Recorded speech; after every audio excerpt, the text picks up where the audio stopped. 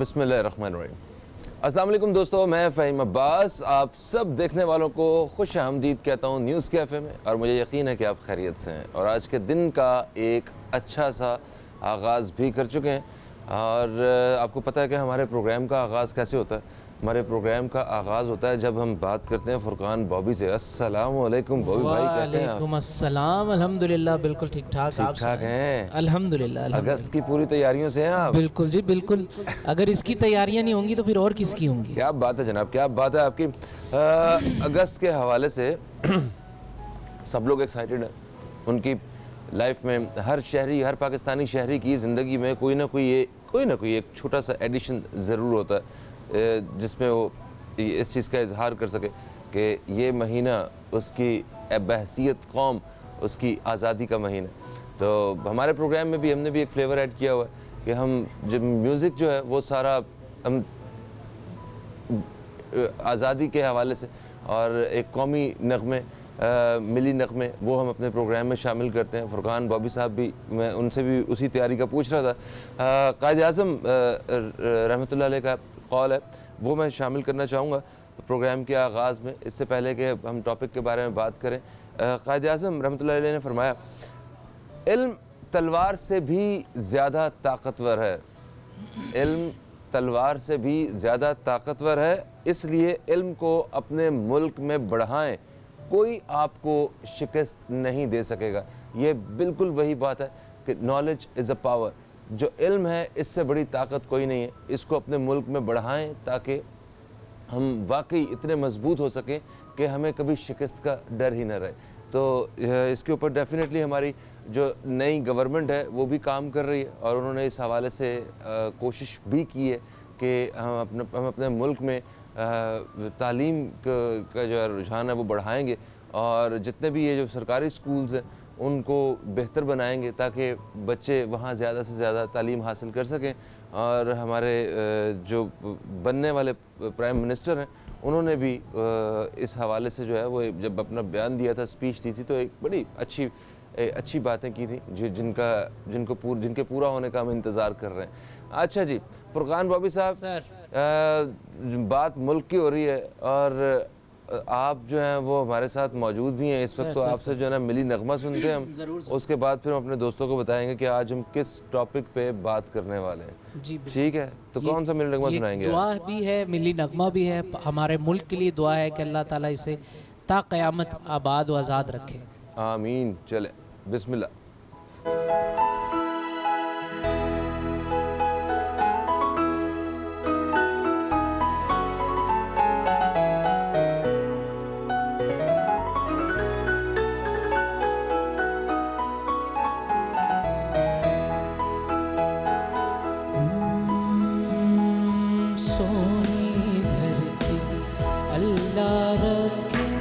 कदम कदम आबाद, कदम कदम आबाद तुझे, कदम कदम आबाद।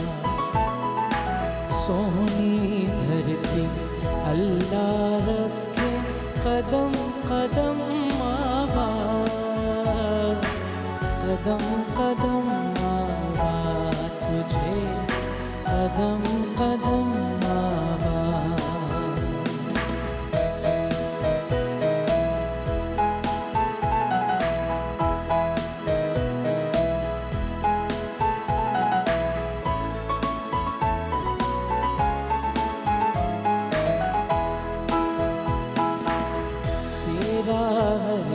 ज़रा हमको अपनी जान से प्यारा, तेरे दम से शान हमारी, तुझसे नाम हमारा।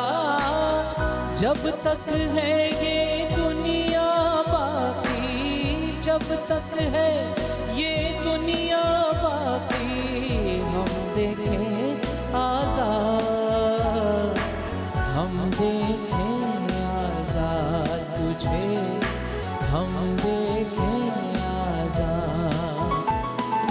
सोनी धरती अल्लाह रखे, कदम कदम आबाद,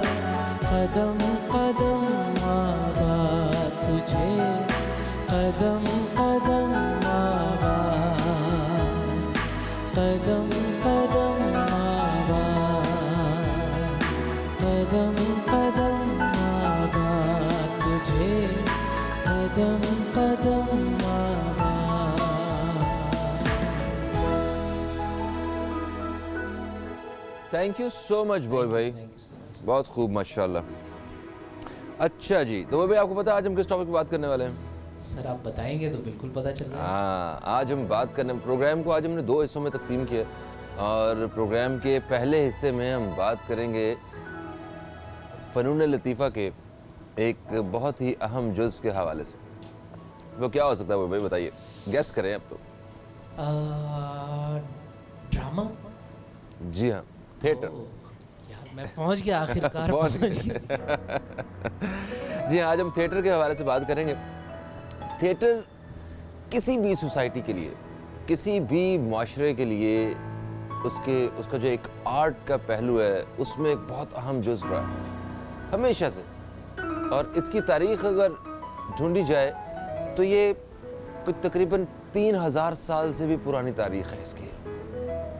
इसको पहले इस्तेमाल किया जाता था थिएटर को पुराने बादशाहों की कहानियाँ सुनाने के लिए। उससे पहले जो मजहबी जो जितनी भी एक एजुकेशन होती थी उसके लिए इस्तेमाल किया जाता था। और ये सिलसिला हमेशा से चलता रहा। इसी में हमें यूरोप में भी काफ़ी काम नज़र आया। पहली दफ़ा जो एक प्रॉपर थिएटर, जो बड़ा सारा स्टेज और 3 अतराफ़ उसके जो है वो एक खड़े होने और बैठने की जगह हैं, जहाँ पे वो भी जो है वो पहली दफ़ा जो है वो हमें यूरोप में बना और ये सिलसिला जो है वो प्रॉपर शुरू हुआ। शेक्सपियर बहुत बड़ा नाम है। बिल्कुल बिल्कुल। और हमारे यहाँ इस खिते में भी थिएटर पे अच्छा खासा काम हुआ। एक्चुअली थिएटर है क्या? थिएटर बेसिकली मैं उसे ऐसे देखता हूँ, अगर मैं बहैसियत एक आर्टिस्ट अगर देखूँ मैं, तो भाई मुझे लगता है कि थिएटर एक ऐसी चीज़ है कि जिसमें आपके साथ कोई 400, 500 या 800 लोग सामने बैठे हुए हैं। आपकी हंसी के साथ वो हंस रहे हैं, आपके रोने के साथ वो रो रहे हैं। आप जो बात उन्हें कहना चाह रहे हैं, उन्हें बताना चाह रहे हैं, वो उन तक डायरेक्टली उसी तरह पहुंच रही है। बेशक। टीवी में वो ये जो बाउंडिंग और ये जो कनेक्टिविटी होती है ये इतनी ज़्यादा नहीं होती। थिएटर में सब लोग आपके साथ जुड़े होते हैं उसी वक्त। वो आपके साथ इन्वॉल्व होते हैं, आपसे जानना चाह रहे होते हैं। और थिएटर की अहमियत के हवाले से उस दिन मुझे अंदाज़ा हो गया, मैं पहले भी जिक्र कर रहा था कि हम लोग, मैं और एक हमारे दोस्त आमिर कुरैशी, तो हम निकले अपना फिल्म देखने के लिए ना, मूवी देखने के लिए। हमें सीट्स नहीं मिली, वो सीट्स नहीं मिली। तो अब हमने कहा, हमने तो जहन बनाया हुआ था कि आज हमने कहीं बाहर जो है ना कुछ एंटरटेनमेंट के लिए जा रहे हैं। काफ़ी देर उधर जो है ना गाड़ी में घूमने के बाद, सोचने के बाद हमने कहा चलो ठीक है, खाना खाओ, वापस चलते हैं। तो मैक्सिमम हमारे पास यही 2 एंटरटेनमेंट है, उसके अलावा तीसरी कोई चीज़ नहीं है। फ़हीम भाई एंटरटेनमेंट तो है ही है। मैं ये समझता हूँ कि थिएटर एक लाइफ है। थिएटर एक एक्सप्रेशन, मतलब आप अपने आप को एक्सप्रेस करने के लिए थिएटर का सहारा लेते हैं। मैंने ऐसे लोगों को देखा है जो कि सीपी चाइल्ड का एक अपना थिएटर है, यू नो। अच्छा, मैंने उनका थिएटर देखा है जो जस्ट हम लोगों तक साउंड इफेक्ट्स यानी ऑडियो में वो बनाते हैं। अच्छा। और वो लोग उसमें परफॉर्म करते हैं। अरे वाह। तो इसलिए मैंने देखा कि एक माल्टा, जो हमारा एक दुनिया में एक मुल्क है माल्टा। मैंने कहा शायद अचानक फ्रूट याद आ गया। नहीं, माल्टा की एक एनजीओ है। अच्छा। उनको चूँकि मैं डिफरेंट एनजीओज को रिप्रेजेंट करता रहता हूँ, तो एक सेमिनार था, उसके बाद में कोई थिएटर का कुछ था उनका प्रोग्राम। तो उसमें वो लोग आए हुए थे जो कि ऐसे बच्चे जो कि ना बोल सकते, ना मतलब हरकत भी अपनी मर्जी से नहीं कर सकते, उनको उन्होंने पता नहीं किस तरह से उन्होंने ट्रेंड किया और जस्ट साउंड इफेक्ट्स लगा के उन्होंने अपना पूरी बात समझा दी। Very क्या nice. कहना क्या चाहते बात है हैं। जनाब। मैं ये समझता हूँ कि थिएटर एक लाइफ है। अगर आप जिंदा हैं तो आप अपने आप को एक्सप्रेस कर सकते हैं थ्रू द थिएटर। बिल्कुल सही है जनाब। और आज प्रोग्राम में हमारे साथ जो मेहमान भी मौजूद हैं, कुछ जो थिएटर के हवाले से बात करेंगे। कराची शहर में एक बहुत खूबसूरत सा प्ले एक चल रहा है, उसके बारे में बात होगी। कि उसमें क्या है, और हम जाके जब देखने जाएं तो उसमें किस उम्मीद के साथ जाएं और हमें किस कदर महसूस कर सकता है ये प्ले।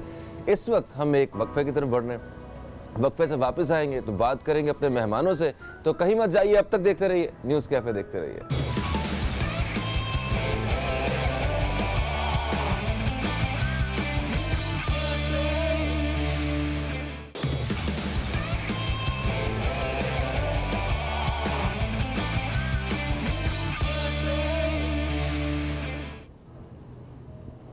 जी दोस्तों, एक वक्फे के बाद हम फिर से आप दोस्तों की खिदमत में हाजिर हो चुके हैं, और जैसा कि मैंने बताया कि प्रोग्राम के पहले हिस्से में हम बात करने वाले हैं थिएटर के हवाले से। थिएटर का पाकिस्तान से भी एक बहुत गहरा ताल्लुक़ रहा है और हमेशा लोगों ने इसे सराहा है। जब थिएटर के फ़नकार जो है वो हमने देखे हैं, उन्होंने जब काम किया है उन्हें अप्रिशिएट किया गया।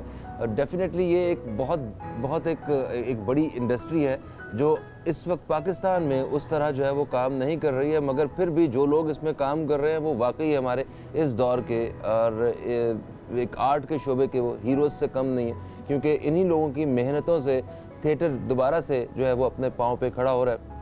एक्चुअली थिएटर हमारे यहाँ बड़ा एक मजबूत शोबा था आर्ट के एक सेक्टर में, मगर आहिस्ता उसकी थोड़ी सी डायरेक्शन बदलती गई। थिएटर तब भी जिंदा रहा, उससे थोड़ा सा कॉमेडी थिएटर की तरफ चला गया, और उसमें वो जो एक इस्लाही जो पहलू होता है वो आहिस्ता ख़त्म होना शुरू हो गया था, मगर फिर से उसे दोबारा से उसे ज़िंदा किया गया। आज वही लोग हमारे साथ मौजूद हैं, उन्हीं में से एक सबसे पहले मैं तारुफ़ करवाऊँगा। हमारे साथ जो थिएटर के डायरेक्टर हैं, बेसिकल थिएटर के एक्टर भी हैं, और आज मैं वाकई सच कह रहा हूँ कि मैं ख़ुद इनसे बहुत ज़्यादा मुतासिर हूँ। ये बहुत अच्छे एक्टर हैं और उतने ही अच्छे डायरेक्टर भी हैं। और इस वक्त जो प्ले जो चल रहा है वो भी इन्होंने ही डायरेक्ट किया हुआ है, शादी मुबारक। तो ज़रा इनको हम खुश आमदीद कहते हैं अपने शो में।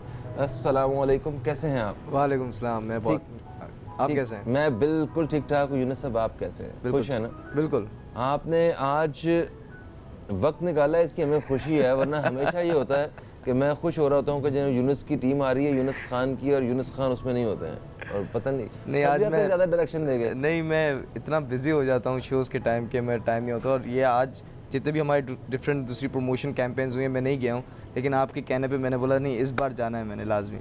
इस बार आपने मुझे तड़ी मार दी थी कि मैं अगर नहीं आया तो नेक्स्ट टाइम नहीं आना। सही बात है, मैंने कहा था, मैंने अगर आप खुद नहीं आए ना तो मैं नेक्स्ट टाइम मैंने मना कर दूंगा कि मैं नहीं बैठ रहा आप लोगों के साथ। ओके जनाब, हमारे जो दूसरे मेहमान हैं ये भी आर्टिस्ट हैं। पहले भी हमारे पास जब थिएटर की बात हुई है, थिएटर का जिक्र हुआ है, ये हमारे साथ मौजूद रहे, और ये राइटिंग भी करते हैं। तो ये बहुत उम्दा काम करते हैं माशाल्लाह थिएटर पे। मीर असलम साहब, हम आपको खुश आमदीद कहते हैं। अस्सलाम वालेकुम। वालेकुम सलाम। क्या हाल चाल? ठीक? मैं ठीक ठाक जैसा लग रहा हूँ। आज आप रूटीन से ज़्यादा तैयार लग रहे हैं मुझे। हाँ, वो कल एक दावत में गया था तो मैंने कहा चलो आज ऐसे ही वहीं से सीधा यहाँ आया हूँ। कल से पैदल आ रहे हैं? पैदल वहाँ से चला हूँ मैं, सीएनजी बंद थी ना। ओके जनाब, तो हमारे तीसरी मेहमान ये भी थिएटर की आर्टिस्ट हैं, हमारे साथ हैं अना तौसीफ। हम आपको खुश आमदीद कहते हैं। अस्सलाम वालेकुम। वालेकुम सलाम। कैसी हैं आप अना? जी अल्लाह का शुक्र, ठीक ठाक। सुबह उठ कर तैयार होना कैसा लगता है? बहुत मुश्किल है ना? बस ये सवाल मेरा हमेशा रहता है जब भी किसी खातून को देखता हूँ मैं, सुबह स्पेशली मॉर्निंग शो में। अच्छा यूनुस साहब, इसका जो आपका प्ले है इसका नाम है शादी मुबारक रीलोडेड। शादी मुबारक रीलोडेड, ये उसका सीक्वल दूसरा आपने बनाया? मैं बताता हूँ कि हमने फर्स्ट टाइम ये प्ले किया था मई में 3 दिन के ट्रायल रन पे। वो हमें इतना अच्छा रिस्पांस आ गया था कि हमने इसको वापस किया, उसमें कुछ चेंजेस किए, कुछ और ऐड किया, सटायर ऐड किया, सीक्वेंसेस ऐड किए। उसके बाद मैंने बोला शादी मुबारक रीलोडेड। अच्छा। अच्छा, तो ये वाकई रीलोड वाला ही काम होता है। तो ये वाला जो वेपन है ये बीवी के हाथ में, शौहर के हाथ में? ये सबके हाथ में। अच्छा। ये जिसका बस चल रहा है वो एक दूसरे को मार रहा है। वो भले शौहर के हाथ में भी हो, ऑपरेट बीवी करती है। ये तो इसीलिए तो उसका नाम रीलोडेड रखा। अच्छा जी, तो अभी ये 27 जुलाई से आप लोगों का प्ले चल रहा है? जी, 27 जुलाई से हमारा प्ले स्टार्ट हो गया था। It's till 5th of August। और माशाल्लाह से every day is a Housefull. Every day मतलब हमें इतना अच्छा रिस्पांस मिल रहा है, अप्रिसिएशन मिल रही है, लव मिल रहा है फ्रॉम द ऑडियंसेस कि हम वी आर ओवरवेल्म्ड कि हम यकीन नहीं आ रहा कि हमने ये पहले 10 दिन का क्यों नहीं किया। बहुत। और सीट्स तो मतलब इतना हाउसफुल होता है, लोग कभी कभी स्टेज पे भी आ जाते हैं और वो स्टेज पे बैठ के प्ले देख रहे होते हैं हमारा लाइव। यार ये देखिए मेरे ये गलत बात कर रहा हूँ। नहीं वो स्टेज पे आ गया ओए करंडे वो स्टेज पे आ जाते हैं, हम ऑडियंस में चले जाते हैं, ये होता है। मैंने वैसे भी जब एक हॉल में बंद हो जाते हैं तो फिर एक जैसे ही होते हैं सारे। हाँ, सारे। अच्छा, तो सीढ़ियों में बैठे तो मैंने लोगों को देखा है ऐसे। अच्छा, ये एक हफ्ते के लिए जो प्ले लगता है, जैसे ये भी एक हफ्ते के लिए तकरीबन लगा है, तो इसके पीछे मेहनत कितनी होती है? मैं फर्स्ट लेना चाहूँगा आर्ट्स काउंसिल का नाम, अहमद शाह साहब का, because he supported us in every way he could. और ये बहुत मेहनत होती है। हमारी महीने की रिहर्सल्स थी, हमारी 25 एक महीने की रिहर्सल थी जी, एक हफ्ते के प्ले के लिए, 10 दिन के प्ले के लिए। 10 दिन के प्ले के लिए जी। और ये 25 से 30 लोगों की टीम है, जिसमें 22 तो एक्टर्स हैं, बाकी प्रोडक्शन यूनिट है। तो वो एक शादी मुबारक है, क्योंकि फैमिलीज़ की शादी है, फिर पुप्पो, चाची, खाला, ये वो बच्चे, तो वो एक इतना एम्बियंस बनाया हुआ है शादी का कि लोग कहते हैं कि यार हमने एक शादी अटेंड करके आए हैं, बस हम खाना नहीं देते वलीमा का, बाकी फुल सीन हो। वो अपना खुद लेके आना पड़ता है। वैसे ऐसी शादियों में इतने फड्डे होते हैं, ये मुबारक नहीं, ये तो लराड़क होनी चाहिए। भाई कोई फुफ्फी का कैरेक्टर रखा है इन्होंने? बिल्कुल रखा। फुप्पी शादी फुप्पी के बगैर कहाँ मुमकिन है। जी है ना, आपको भी शादियों पे जाना अच्छा लगता है? हाँ पसंद है। हैं, क्या खास वजह क्या होती है? खाना मज़े का होता है वहाँ पे, या फिर मतलब तैयार होने का मौका मिल जाता है एक दफ़ा के हट जो परे परे, आज मेरे को नहीं रोक सकता तैयार हो जाना नहीं, में। इनसे ये पूछ लें कि जो थिएटर में शादी हो रही है उस पे जाना अच्छा लगता है या सचमुच की जाना अच्छा लगता है? एक्चुअली जो सबसे ज़्यादा जो मैं एंजॉय करती हूँ वो ब्राइड को देखकर, ब्राइड और ग्रूम को देखकर। हाँ। कि वो देखकर जो आपको अच्छा लगता है ना यार, आप कितनी पता प्यारी लग जाता लग उन्हें रही है। पैसे कितने लाए। उस दिन वो उन पे टिकट लगा होता है दूल्हा और दुल्हन पे, मुंह दिखाई 500, जिसको कभी जिसने मुंह नहीं देखा होता वो भी 100-150 देना पड़ता है उसको भी। ठीक हो गया। अच्छा, तो ये आपका इससे पहले आप थिएटर पे काम कर चुकी हैं? नहीं, ये मेरा फर्स्ट प्ले है। फर्स्ट प्ले आप। यस। और ये कैसे आपको इन फनकारों ने ढूंढ लिया और कैसे काम आपने जो है ना वो एक्चुअली मैं आर्ट किया? काउंसिल गई थी थिएटर के एडमिशन के लिए गई थी एक्चुअली मैं। अच्छा। वहाँ सर यूनिस बैठे हुए थे और मैंने कहा मैं काम करना चाहती हूँ। उन्होंने सुना, उन्होंने कहा अच्छा शौक है? मैंने कहा हाँ सर। तो उन्होंने कहा ठीक है आप कल आ जाएं ऑडिशन पे। तो बस इसी तरह मेरा ऑडिशन हुआ और फिर मैं सेलेक्ट हो गई। मैं वरना एक्चुअल स्टोरी बताता अरे वाह। हूँ। हम रेसल कर रहे थे, या इन्होंने रेसल देखा, ये ऐसे जान का अजाब बन गई, मुझे ले लें, मुझे ले लें। फिर हमें लेना पड़ा। अच्छा सर मेरी मेहनत नहीं थी। आपने जो मेहनत की ना कि जान का अजाब बनने में, वो मेहनत। नहीं सर ने नहीं, जो ये सर देखिए- यूनिस जैसे तो मुझे लगता है कोई भी नहीं मिल सकता। वो इतने अच्छे से हमें समझाते हैं हर एक चीज़। क्योंकि मैं ज़ीरो आई थी, मैं ज़ीरो थी, मैंने कभी कहीं कुछ नहीं किया। मैं आई थी कि बस बिल्कुल ज़ीरो, और मुझे कल बहुत सारे कॉम्प्लीमेंट्स मिले कि आप ज़ीरो से बहुत अच्छा कर रही हैं, मतलब इतना ज़्यादा। मैंने कहा सर जीरो से भी की नीचे वजह गिर से। गई हैं आप। तो मैं सारा क्रेडिट सर यूनिस को दूंगी।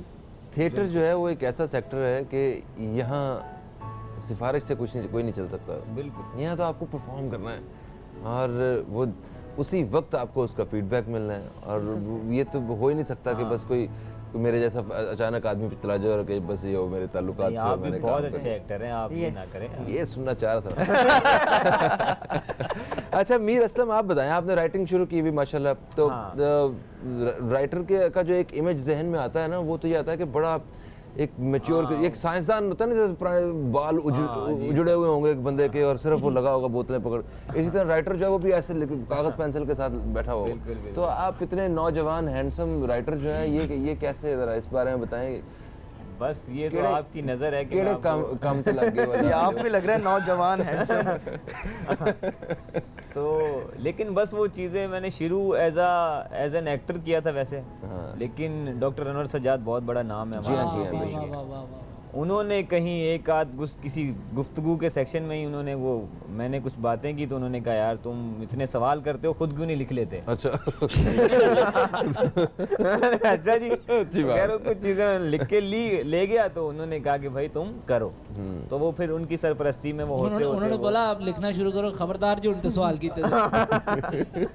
तो वो फिर करते करते हो गया। फिर एक्टिंग तो फिर साथ थे ही, एक्टिंग करते करते तो दोनों चीजें फिर साथ कंटिन्यू हो गई। सही सही। अच्छा, इसमें डेफिनेटली यूनुस साहब, आपने ये जो प्ले है इसमें मुझे पूरा यकीन है कि एक हंसते हंसते जो है वो वक्त गुजर जाता होगा पता भी नहीं चलता होगा, क्योंकि शादी एक ऐसा इवेंट है कि हर शख्स जो है वो उसके साथ रिलेट करता है, हर ऑडियंस में बैठा हुआ हर इंसान। तो इसका जो इस्लाही पहलू है वो क्या रखा है आपने? देखिए, मैं ये मैसेज तो नहीं बताऊंगा स्ट्रेट फॉरवर्ड कि क्या मैसेज है, बिकॉज वो ऑडियंस आएंगे और ख़ुद देखेंगे। यूजुअली वो ज़माना ख़त्म हो गया है कि जब आप थिएटर करते हैं और एक मेन मैसेज पे लेके चल रहे होते हैं, पेट्रियोटिज्म या what ever it is. But now अब जैसे हमारा इतना फास्ट हो गया है तो सबलाइन मैसेजेस बहुत होते हैं। जी हाँ, जी हाँ, तो ऐसे ही है। एग्जैक्टली कि पेरेंट्स से कैसे बिहेव करना है, या पेरेंट्स ने बच्चों के साथ कैसे बिहेव करना है, या मतलब ये आपको जैसे आप लोग कर रहे हैं ऐसे नहीं करना है। हाँ जी कुछ चीज़ें दिखानी पड़ती है बेटा, ऐसा नहीं। तो ऐसी चीज़ें सबलाइन मैसेजेस बहुत हैं रिगार्डिंग आपकी एथिकली, ह्यूमैनिटी, ऐसी चीज़ों को रख के हमने बहुत सारी चीज़ें की हैं। अच्छा, जी। ज़बरदस्त, ये तो बहुत अच्छी बात है। और अना, आपको क्या लगा इसमें सबसे सबसे अच्छी चीज़ इस प्ले में क्या लगी आपको? मुझे तो ये बहुत ही अच्छा लगा है। मैं अपने मुंह से अपने शो की तारीफ़ करूँगी, लेकिन यह है कि सर ने जो भी इतना ज़्यादा, मुझे लगता है जो लोग डिस्टर्ब रहते हैं अपने घरों में, जब वो आते हैं ये चीज़ देखते हैं और इन्जॉय करते हैं इसको, सबसे बड़ी बात कि वो हंसते हैं। घर में इतनी टेंशन्स, डिप्रेशंस, तो वो सब उनके लिए इतना अच्छा होता है। मुझे लगता है कि उनकी सारी परेशानियाँ उस पर वो भूल जाते हैं, क्योंकि वो एक ड्रामे में इन हो जाते हैं, वो उसी में ही चले जाते मैं हैं, और बताता यही हूँ, सबसे अच्छी चीज़ है। सबसे अच्छी चीज़ इनको क्या लगती है, तब प्ले ख़त्म होता है ना, इतने सारे लड़के आते हैं, इनसे नंबर मांगते हैं, अरे वाह, सेल्फीज खिंचवाते क्या हैं। बात है। ये रोज आके पीछे दीवार पे एक मार्क मार देती हैं, ऐसे 1 2 3। यार आप उनके टेम्परामेंट के इम्तिहान ले रहे हैं, कितने दिन से ले रहे हैं इम्तिहान ये? हम पिछले 1.5 महीने से ले अच्छा। ये ना पास हो रही ना फेल हो रही है, कुछ तो करो। ठीक है। अच्छा, मीर आज़म, थिएटर के बारे में क्या कहेंगे? हमारे यहाँ जितने थिएटर प्लेज हैं ये ग्रेजुअली बेहतरी की तरफ तो आ ही रहे थे। पब्लिक का जो इंटरेस्ट है वो भी बढ़ता हुआ नज़र आया। तो इस बारे में क्या कहेंगे कि ये किस डायरेक्शन में काम कर रहा है? उसकी वजह एक तो बहुत शुक्रगुजार है हम अपने जो हमारा जो इलेक्ट्रॉनिक मीडिया है उसकी वजह ये, और दूसरा जो हमारे ड्रामे बनते हैं। अब ड्रामा, हमारी ऑडियंस इतनी स्मार्ट हो गई है कि ड्रामे के अंदर उनको पता है कि ये ड्रामा है, ठीक है। और एक जो लाइव एक्सपीरियंस होता है ना, वो एक अलग चीज़ होती है। यहाँ किसी ने किसी को लाइव थप्पड़ मार दिया, वो बहुत बड़ा इशू हो जाएगा, लेकिन कहीं फिल्म नहीं बच्ची, अब औरत पे हाथ उठा, तो वो लाइव एक्सपीरियंस, क्योंकि उसमें जो कुछ है वो सब लाइव है, वो आपका। और उसकी एक अच्छी चीज़ ये कि जब थिएटर देखने जाते हैं ना, तो अगले दिन, मतलब आपने और मैंने कोई थिएटर देखा है, लेट्स से कोई भी, हाँ। तो मैं आपसे कहूँगा कि मैंने फ़हीम भाई ये देखा है, आप कहेंगे यार मैंने भी देखा है। तो अगर हमने थिएटर देखा होगा ना, तो आप कहेंगे कि तुमने कौन से दिन वाला शो देखा है। अच्छा, फिल्म में हम कभी नहीं पूछेंगे कि यार कौन से दिन वाली तुमने जाके फिल्म देखी है, हमने फलां फिल्म देखी है, अच्छा ठीक है ऐसी है। शो में होता है कि यार कौन से दिन, क्योंकि उस दिन हो सकता है कुछ अलग हुआ हो। अच्छा ऐसा होता है मतलब बिल्कुल, रोजाना का शो कुछ ना कुछ मुख्तलिफ होता है। फर्स्ट शो से आपके लास्ट शो में, जिसने पहला शो देखा होगा लास्ट शो देखेगा, बोलेगा यार ये मैंने देखा ही नहीं था, क्योंकि इम्प्रोव होता है। अच्छा, जब एक्टर का कॉन्फिडेंस बढ़ता जाता है। अभी मिसहैप हो गया हमारी एक आर्टिस्ट के साथ, तो वो हमारी लीड चेंज हो गई, उनके साथ एक और कैरेक्टर थे वो चेंज हो गया, वो किसी और बंदे ने किया, अब वो अलग एनर्जी के साथ किया, अलग टेम्पो के साथ किया, तो वो उस दिन वालों का अलग एक ओके, ग्रेट एक्सपीरियंस रहा। तो जनाब अभी हम एक ब्रेक की तरफ बढ़ रहे हैं, ब्रेक से वापस आते हैं। तो ये तो वाकई एक बड़ा मुख्तलिफ एक्सपीरियंस है, और इस एक्सपीरियंस पे तो मुझे डेफिनेटली काम करना होगा। मुझे 3-4 दिन मुसलसल जाकर थिएटर देखना पड़ेगा। बिल्कुल। तो जनाब एक वक्फे के बाद आप दोस्तों से दोबारा मुलाकात होती है, कहीं मत जाइए, अब तक देखते रहिए न्यूज़ कैफ़े, देखते रहिए।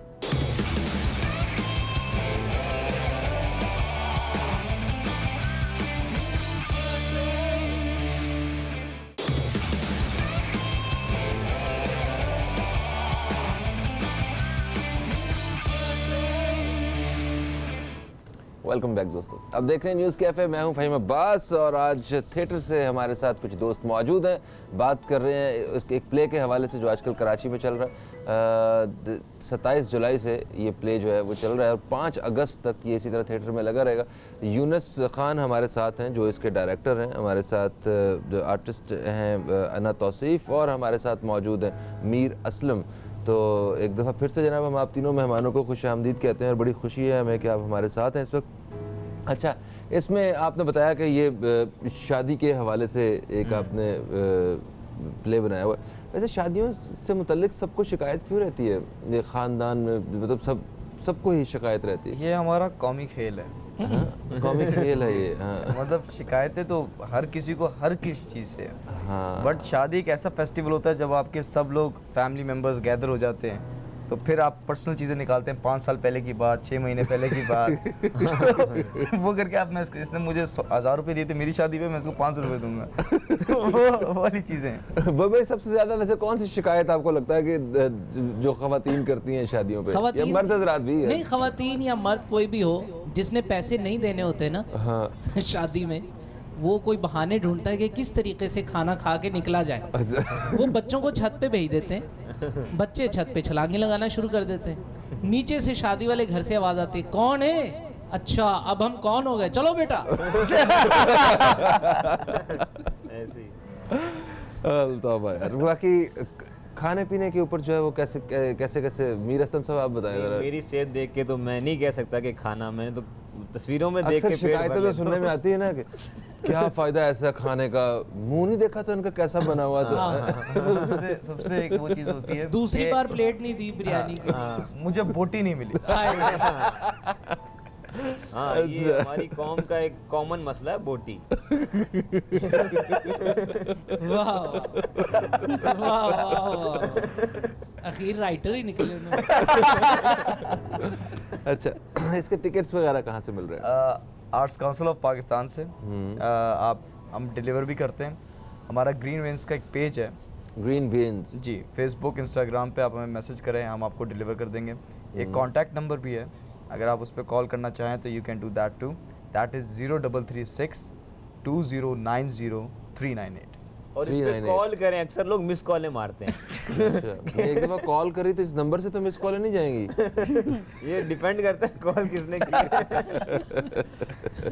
ठीक हो गया। अच्छा आजकल वैसे प्लेस का मीर असलम हम ये देखते हैं कि जितने भी प्लेस वगैरह हो रहे हैं उसमें म्यूज़िक का एक बड़ा अहम रोल है, मतलब परफॉर्मेंसेस का और ये सारा। तो इसमें भी क्या परफॉर्मेंसेस हैं? क्योंकि शादी हमारी तो बगैर म्यूज़िक और परफॉर्मेंस को तो कंप्लीट नहीं होती। एक एक महीना 2-2 महीने पहले से तैयारियां चल रही होती कि किस किस ने कैसे जो है ना वो कैसे डांस करने हैं और क्या करने हैं। बिल्कुल, मेरे ख्याल से तो म्यूज़िक जो है वो तो हमारी एक कायनात का बड़ा खूबसूरत सा हिस्सा है। मतलब हर चीज़ में म्यूज़िक है। और तो हवा जब चलती है, पत्तों के हिलने में म्यूज़िक है, झरनों के गिरने में म्यूज़िक है, हम अच्छा वहाँ भी म्यूजिक है? हर चीज़ में म्यूज़िक है। कभी रिदम गान की के बात कर धड़कने में रहे हैं, म्यूजिक है है ना? जो तो हमारी दिल की जिंदगी धड़कन में है। हमारी, हाँ, हर चीज़ ज़िंदगी में म्यूज़िक है। और ऐसे इवेंट में खासकर ये एक फ्रीडम ऑफ आपका एक्सप्रेशन है। डांस जब आप नाचते हैं तो आप फिर समझ लें परे कि- परे हो जो सारे।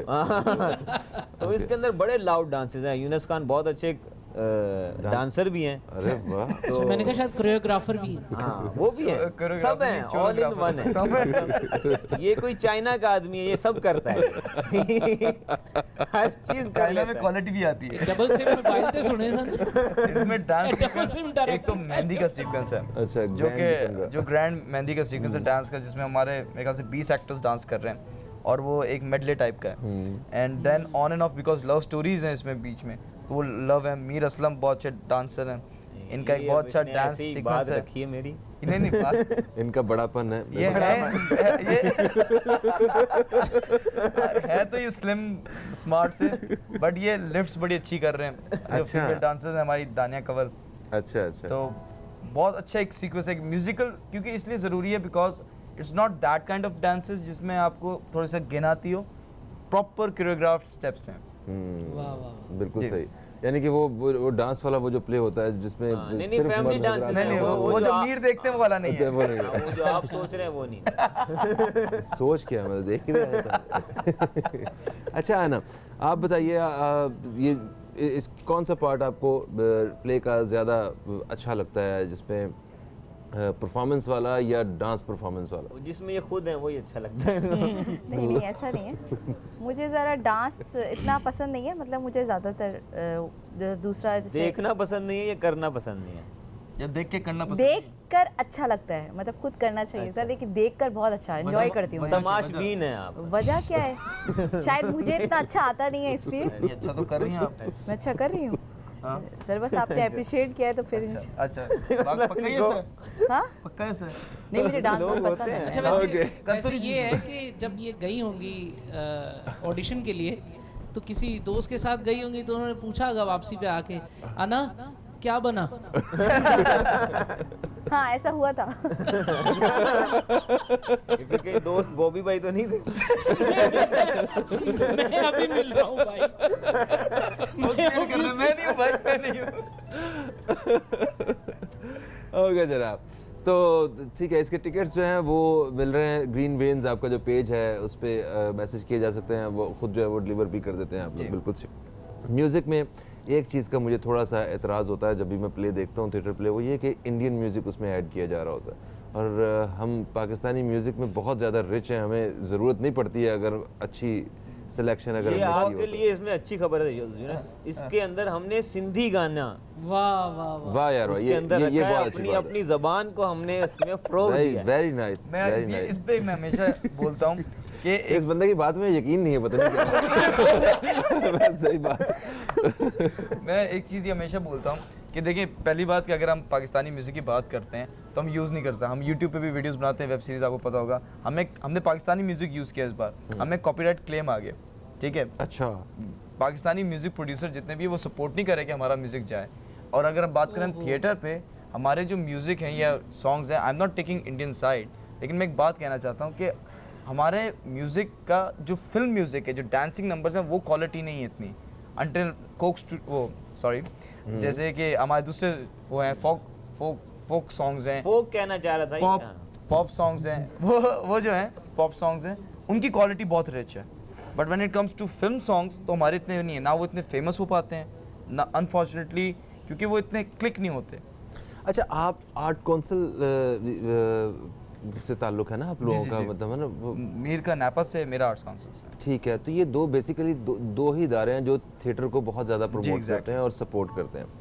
तो अगर म्यूज़िक की वजह से उसकी तरफ से कोई परेशानी होती है पाकिस्तानी म्यूज़िक से, तो आप प्रॉपर तरीके से इस मसले को हल क्यों नहीं करते हैं? क्योंकि ये सिर्फ आपको ही नहीं, बाकी सारे लोगों को भी होती होगी। Exactly. और यही वो दो इदारे और मतलब एक ऐसी ऑर्गेनाइजेशंस हैं जो कि इन चीज़ों को सॉल्व कर सकती हैं और उसको ओन भी करती है ना, हाँ, म्यूजिक को और वो सारी चीजें। प्रॉपर थ्रू चैनल अगर इस चीज़ को सॉल्व किया जाए तो ये आप लोगों के साथ साथ बाकी लोगों के लिए भी बड़ी सहूलत हो सकती है। और मैं उन दोस्तों से भी दरख्वास्त करता हूँ जिनका ताल्लुक नेपा से है या जिन लोगों का अपना आर्ट काउंसिल से है, वो पूरे पाकिस्तान भर में अलग अलग काउंसिल्स हैं, उनमें से किसी से भी ताल्लुक है तो उसमें, क्योंकि थिएटर इंडस्ट्री हमारी भी उस तरह इतनी फाइनेंशियली और इतनी बड़ी इंडस्ट्री नहीं है कि वो इतना एक एक जगह पे जो है ना वो पे कर सके। अभी तो वो सिर्फ उसे अपने पाँव पे खड़ा होने के लिए और आप लोगों को तफरीह मुहैया की हुई है जितने बड़ी माकूल सी से पैसों पे, तो उस पे तो हमें वैसे ही अप्रिशिएट करना चाहिए। ये तो हमारे इस सेक्टर के वाकई हमारे, मैंने कहा था ना, हीरोज़ हैं आप लोग, ट्रस्ट में।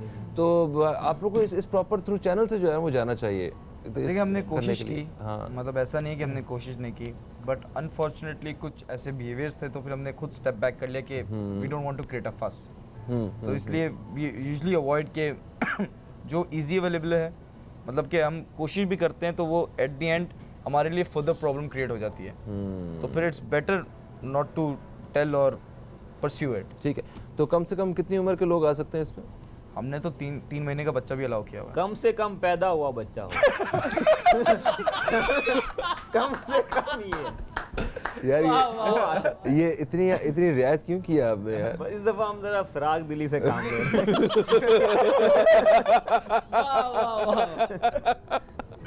अच्छा चलें, ये अच्छा होगा। वैसे अमूमन होता है जनाब के आप अगर सिनेमा जाना है तो आप 4 साल से कम उम्र बच्चा नहीं होना चाहिए। नहीं, हमने ऐसे इसी वजह से बॉबी को हम अक्सर छोड़ जाते हैं। हाँ, मेहरबानी सर, मेहरबानी। एज किस से कद की वजह से। इन्हें 4000 साल की वजह से 4 साल एमी विच जीरो पाते हैं। Sir thank you so much, आप हमारे साथ हैं। बोल भाई, आपकी ज़रा खूबसूरत आवाज़ के साथ जो है ना हम ज़रा ब्रेक पे जाएंगे।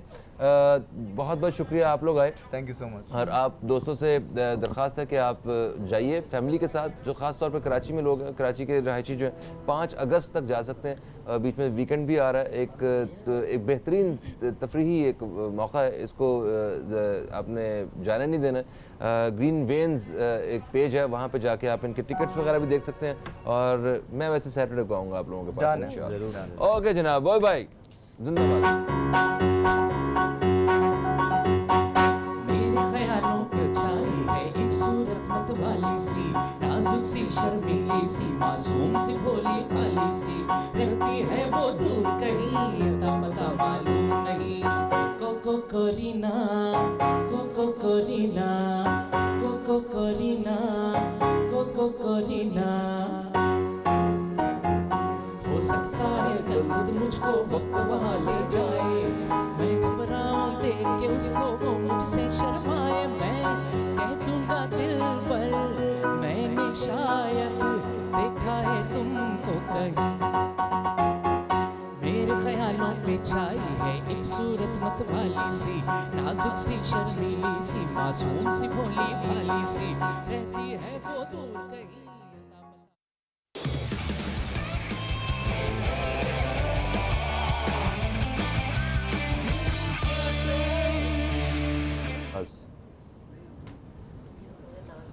वेलकम बैक दोस्तों, आप देख रहे हैं न्यूज़ कैफ़े। मैं हूं फ़हीम अब्बास। प्रोग्राम के दूसरे हिस्से में हम दाखिल हो चुके हैं और प्रोग्राम के इस हिस्से में हम बात करेंगे हर्बल ट्रीटमेंट के हवाले से। हमारे साथ मुल्क की एक मशहूर हर्बलिस्ट मौजूद हैं, हुमैरा नाज साहिबा। हम आपको खुश आमदीद कहते हैं। अस्सलाम वालेकुम। वालेकुम अस्सलाम। कैसी हैं आप? अल्हम्दुलिल्लाह बिल्कुल ठीक ठाक। सुना है आजकल आपने कराची में कैंप्स वगैरह लगाए हुए हैं लोगों की खिदमत के लिए। बिल्कुल, आजकल हम लोग लोगों की खिदमत कर रहे हैं, जिसमें कैंप में हमारा BMD BMI ये फ्री ऑफ कॉस्ट दिया जा रहा है। और फिर मेडिसिन जो होती हैं उस पर भी डिस्काउंट दिया जाता है अलग अलग एरियाज़ में। और अब मैं अलग अलग शहरों में भी जा रही हूँ इंशाल्लाह। अच्छा, सितंबर में मेरा एक इवेंट है इस्लामाबाद में, जाओ वहाँ जाके। और फिर उससे पहले शायद एक हैदराबाद में है। तो आहिस्ता आहिस्ता आगे बढ़ते चले जाएंगे शहरों। ये तो बहुत अच्छी बात है, क्योंकि सेहत के शोबे में हमें बड़ी ज़रूरत है काम बिलीव करें, इतनी ख़वातीन जितने मैंने अब तक जो पूरा ये 3 महीने मैंने कैंप्स किए, उसमें हर जितनी भी खातून मेरे पास आई हैं, सबके अंदर कैल्शियम की कमी, विटामिन D की डेफिशिएंसी, उन्हें पता ही नहीं है। घर में बैठे हुए टेस्ट नहीं कराना, कुछ नहीं है। तो अब घर घर जाके ही हमें अवेयरनेस देनी पड़ेगी टेस्ट के लिए। फिर क्या करें? ये तो है। अच्छा, वैसे इतनी धूप होती है यहाँ पे, फिर भी हमारे यहाँ विटामिन D की कमी होती है। तो धूप, लेकिन हम लोग क्या वो सहन वाला सिस्टम वो ख़त्म हो गया ना, फ्लैट सिस्टम ज़्यादा आ गया है। तो धूप कैसे? और फिर धूप ये थोड़ी, सुबह की धूप बहुत अच्छी होती है, वो उस टाइम पे सब सो रहे होते हैं उस वक्त। तो वो धूप आपको जब लेनी होती है वो टाइम पे आपने विटामिन D नहीं लेते।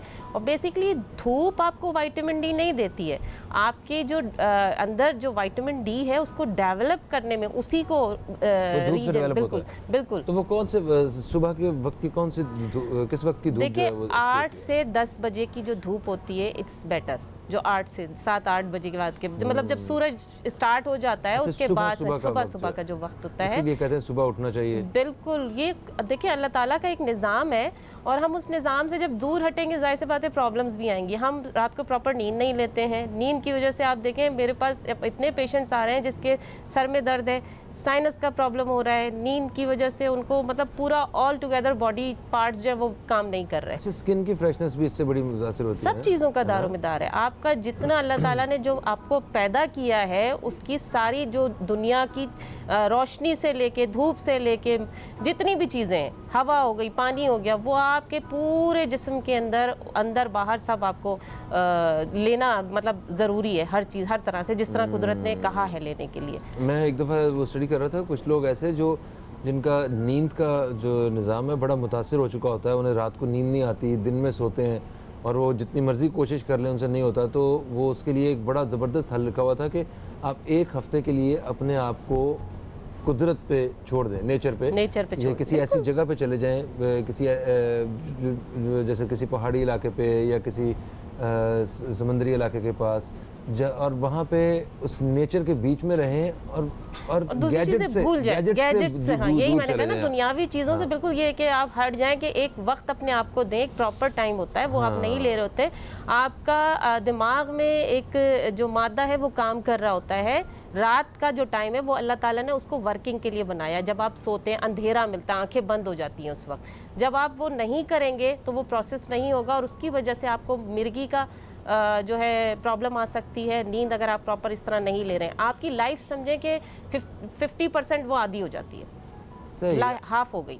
अगर आप इस तरह अपनी नींद इस तरह नहीं लेंगे तो आपकी लाइफ हाफ हो गई। क्वालिटी ऑफ लाइफ डिस्टर्ब हो रही होती है ना, वो जब क्वालिटी नहीं रहेगी उसमें। बिल्कुल सही कह रही हैं आप। बिल्कुल। अच्छा, तो वैसे आज हम ख़ास तौर पे हर्बल ट्रीटमेंट के हवाले से किन किन अमराज के बारे में जिक्र करने वाले? मैं ज़्यादातर अभी, क्योंकि जो मैंने अभी कैंप्स किए हैं उस हवाले से मैं हड्डियों के ऊपर ज़्यादा जाऊंगी, क्योंकि ये प्रॉब्लम्स जितने लोगों को मैंने देखी हैं, मैंने तो इवन मेरे पास 10 साल का बच्चा आके खड़ा हुआ था, मुझे बड़ा अफसोस हुआ उसे देखकर कि 10 साल का बच्चा वो हड्डियों की प्रॉब्लम में मुब्तला है। वो किस लिए कि हमने अपना लाइफस्टाइल चेंज कर दिया। हमने बच्चों को एक्टिविटीज़ में नहीं रखा हुआ। एक्टिविटीज़ क्या, जो खेलने कूदने की एक्टिविटीज़ थी, हमने गैजेट्स पे लगा दिया है बच्चों को। छोटे छोटे बच्चे मोबाइल और वो मोबाइल, फिर उसके बाद उनका जो खाने पीने का स्टाइल है वो भी बदल गया। वो बस वो माँ बाप समझते हैं कि हमने एक कोला का ग्लास दे दिया बच्चे को, एक गैजेट हाथ में पकड़ा दिया और बच्चा फिर अपनी मर्जी से जो मर्जी चाहे बैठ के करे, उसकी एक्टिविटी बिल्कुल ख़त्म हो गई। तो हमारी एक मेडिसिन है, ऑर्थोफ्लेक्स उसका नाम है। ये एक छोटी सी मेडिसिन, हमने तकरीबन इसको मेरे ख्याल से 6-7 साल हो गए, 6 साल तो हो गए एटलीस्ट इसको जब लॉन्च किया था। तो हमने एक मखसूस जॉइंट से रिलेटेड मेडिसिन स्टार्ट की थी। हमने कुछ हमारी फॉर्मुलेशन ऐसी थी कि लुब्रिकेंट जो है ये बनाने में ये हेल्पफुल होती है। ये इस तरह की कोई मेडिसिन नहीं है कि कोई पेन किलर है कि आपका दर्द ख़त्म कर देगी। दर्द की वजह क्या है, ये उसको ख़त्म करेगी। अच्छा, और ये किस एज ग्रुप के लोगों के लिए? कोई भी ग्रुप वाले ले सकते हैं। अच्छा, ये मेरा बच्चा भी कोई ले सकता है 8 साल का, बस जब उसको दवाई खाने का सेंस हो, ये वो भी ले सकता है, और एज कितनी भी हो ये भी ले सकते हैं। कोई साइड इफ़ेक्ट नहीं है। हार्ट पेशेंट, कैंसर पेशेंट जिनकी कीमोथेरेपी हो चुकी हो, हेपेटाइटिस सी के पेशेंट्स जो अपना ट्रीटमेंट ले चुके हों वो ले सकते हैं। कोई साइड इफ़ेक्ट नहीं है। इवन मैं ये कोई बड़ी बात नहीं कहूँगी कि यूएस में बैठे हुए कुछ पेशेंट्स हैं जो मुझसे मेरी मेडिसिन यहाँ से मंगवाते हैं और उनका कंटिन्यूस मुझसे राब्ते में है वो। और अल्हम्दुलिल्लाह कुछ पेशेंट्स को मैंने रिकवर किया है जिनको डॉक्टर्स ने नी रिप्लेसमेंट की तरफ भेज दिया था। तो मैंने उनको काफ़ी हद तक अब तक वो रिलैक्स हो चुके हैं कि अब हमें कोई प्रॉब्लम नहीं हो रही है। तकरीबन साल से 1.5 साल हो चुका है उनको। सही। तो ये कैल्शियम की कमी की वजह से ये मसाइल आते हैं? कैल्शियम की कमी, विटामिन डी की डेफिशिएंसी, फिर उसके बाद जो हमने खाना पीना, जैसे मैंने बोला है कि हम बहुत सारी चीज़ें इनटेक में नहीं ले रहे होते। अब मैंने कहा है कि थोड़ा सा, जितनी भी मैं अभी अवेयरनेस क्लासेस भी देती आई हूँ, हमें कोलाज और सिट्रिक एसिड से बचना है। जितना हम आर्टिफिशियल फ्लेवर्स, सॉफ्ट ड्रिंक्स वगैरह से, आप सॉफ्ट ड्रिंक्स और आर्टिफिशियल फ्लेवर्स भी, जितने आर्टिफिशियल फ्लेवर्स होते हैं हम उनको लेके समझते हैं कि हमारी विटामिन सी की कमी पूरी हो गई। कोशिश करें नेचुरल चीज़ें लीजिए। अगर आपने सिट्रस लेना ही है तो आप लेमन का सिट्रस कभी कभी ले सकते हैं, जैसे दिन में लीजिए। सही। वो कहते हैं ना कि मशरूबात में सबसे बेहतरीन मशरूब है पानी।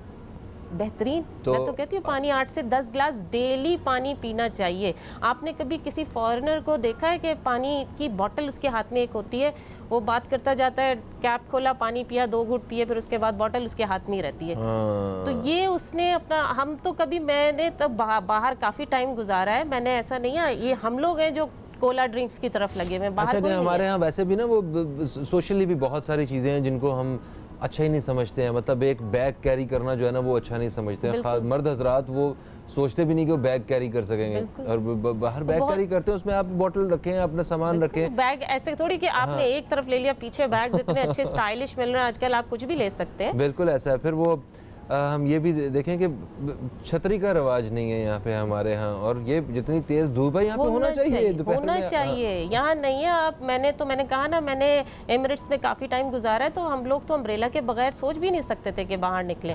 लेकिन यहाँ अब वही वाला क्लाइमेट इधर आना शुरू हो गया। तो कोशिश करें अपने आप को जितना बचा सकते हैं। आप ट्रीटमेंट की तरफ जाएं, क्योरनेस की तरफ जाएं, इससे बेहतर है आप अपने आप को एहतियात रखें ना, दवा से बेहतर एहतियात है। अच्छा जी, कॉलर हमारे साथ हैं, हम शामिल करते हैं। अस्सलाम वालेकुम जी, कौन है हमारे साथ? हेलो हेलो, अस्सलाम वालेकुम। वालेकुम अस्सलाम, कौन है हमारे साथ? मैं हमना बात कर रही हूँ, आप कराची से। हमना कराची से, आपको खुश आमदीद कहते हैं। क्या पूछते हैं आपको? जी, मुझे हुमैरा आपी से ये पूछना है कि मेरे ना चेहरे पे दाग धब्बे बहुत हैं और डार्क सर्कल्स भी बहुत हैं, और मेरे बाल बहुत ही कम है, बहुत पतले। मैं कहीं जाती हूँ, शादी में जा नहीं सकती, कोई स्टाइल नहीं बना सकती, तो मैं यही कह रही हूँ कि जैसे ना आप मुझे कुछ बताएं, और आपसे मुझे गिफ्ट भी चाहिए, आज मेरी सालगिरह भी है। आज सालगिरह भी है आपको, तो मेरा ख्याल है सालगिरह के तौर पर दवाई गिफ्ट मिलेगी आज। अभी हम एक ब्रेक की तरफ बढ़ रहे हैं हम लोग, ब्रेक से वापस आते हैं तो फिर हम हुमैरा साहिबा से पूछते हैं कि आपने ये बताया कि चेहरे पे आपके धब्बे हैं, डार्क सर्कल्स वगैरह की बात की आपने, और बाल जो हैं वो आपके इतने हेल्दी नहीं है, इस बारे में बात करेंगे। कहीं मत जाइए, अब तक देखते रहिए न्यूज़ कैफ़े, देखते रहिए, अभी आपसे दोबारा मुलाकात होती है।